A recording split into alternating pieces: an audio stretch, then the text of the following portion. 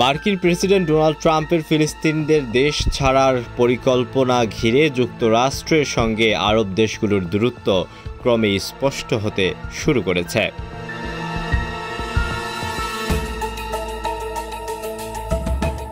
ফিলিস্তিন বাসিন্দাদের মিশর ও জর্ডানে পাঠানোর মার্কিন প্রশাসনের ঘোষিত নীতির বিরোধিতা করে এই অঞ্চলের প্রায় সবকটি দেশ।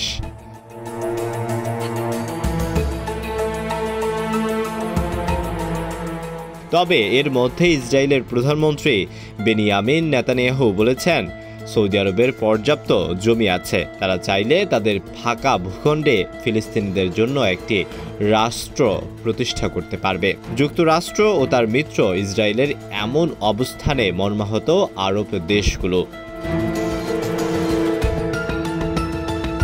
এ ব্যাপারে সবচেয়ে কঠোর প্রতিক্রিয়া এসেছে সৌদির শুরা কাউন্সিলের সদস্য ইউসুফ বিন ত্রান আল সৌদের কাছ থেকে। তার মতে, ট্রাম্পের উচিত ইসরায়েলের বাসিন্দাদের যুক্তরাষ্ট্রের আলাস্কা এবং পরে গ্রিনল্যান্ড অধিগ্রহণের পর সেখানে সরিয়ে নেওয়া।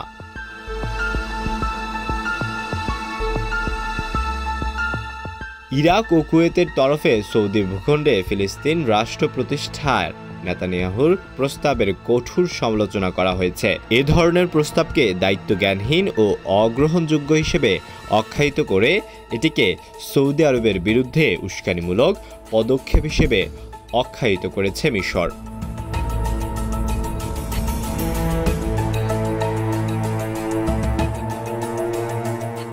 ফিলিস্তিন ইস্যুতে মার্কিন প্রেসিডেন্ট ডোনাল্ড ট্রাম্পের পরিকল্পনার বিরুদ্ধে আঞ্চলিক সমর্থন গড়ে তুলতে এক জরুরি আরব সম্মেলনের আয়োজন করেছে কায়রো।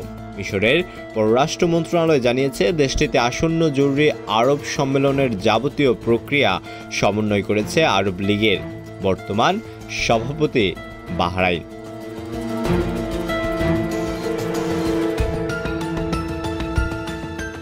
এই অঞ্চলের প্রায় সবকটি দেশের তরফেই ট্রাম্পের এই প্রস্তাবের নিন্দা জানিয়ে ফিলিস্তিন সংকট নিরসনে দুটি রাষ্ট্রভিত্তিক সমাধানের উপর জোর দেওয়া হচ্ছে।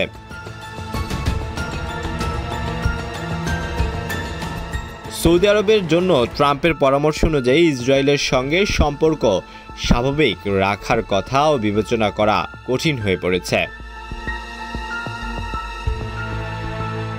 এদিকে ট্রাম্পের প্রস্তাব বাস্তবায়িত হলে গাজার ২০ লাখেরও বেশি বাসিন্দাকে নিজেদের পূর্বপুরুষের বাড়ি ঘর ছেড়ে ভিন্ন দেশে শরণার্থী জীবনযাপন বেছে নিতে হবে।